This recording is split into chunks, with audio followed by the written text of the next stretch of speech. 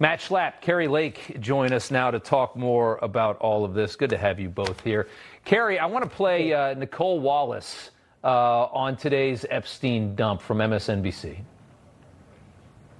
A bombshell, explosive, newly unearthed emails from Donald Trump's former friend, the deceased sex offender, Jeffrey Epstein. What is Donald Trump trying to hide and why?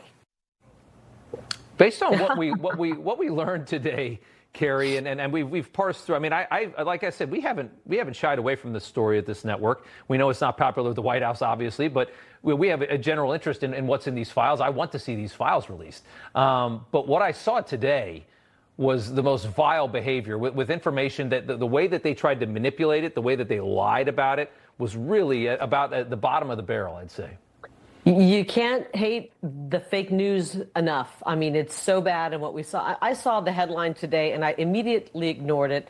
People love President Trump. They know it's just one smear hit piece lie after the next. They've all been disproven. Give it an hour, a minute, a day, and it'll be disproven.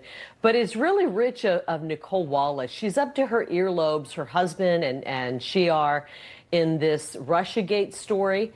And frankly, she should recuse herself from covering the news right now. She's so up to her earlobes in it.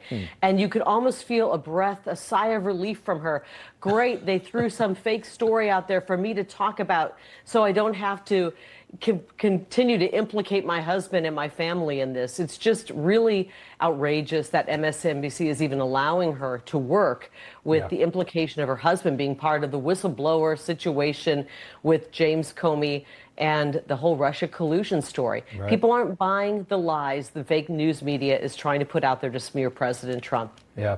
Matt, they literally redacted the victim's name, Virginia Giuffre, not to protect her, but so the media wouldn't have to tell Americans that the woman that Trump spent time with also was the same woman who fully exonerated him of any wrongdoing on multiple occasions, including under oath. Want to just show one of the times that she exonerated the president, 2016, early 2016. Trump was not the president, had not been elected at this point, wasn't even the candidate yet.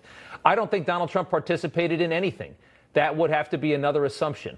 I never saw or witnessed Donald Trump participate in those acts, but he was in the house of Jeffrey Epstein.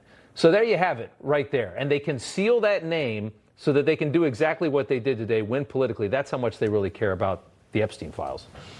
Well, the one thing you know for sure, that if the Democrats felt like they had anything on Donald Trump in these files, you can guarantee, much like the auto pen, the woke, radicalized staff around Joe Biden would have leaked this all. So that's, if anybody has any concern out there in America, that's your test. So anything we hear from these files moving forward will go along the lines of what you described. But I also think, Rob, first of all, thank you to Newsmax and to you for covering the story. It is an important story. And, you know, the fact is this, which is the Democrats are very desperate. They lost the first shutdown that I can remember in my lifetime. The last time we won these shutdowns, Ronald Reagan was president. We won the comms around the shutdown, and the Democrats blinked. And so, of course, what do they turn to? Sexual scandal of a Republican. This is what they do when they can't win on the debate that's happening right now in the House of Representatives. Yeah, really. You know what? Go ahead, Kari, go ahead. I got to say something really quickly. Matt is so correct. I'll never forget back when I was working in news and the whole Bill Clinton Sexgate story broke and you know, he was going through, he was found guilty, all this stuff happened.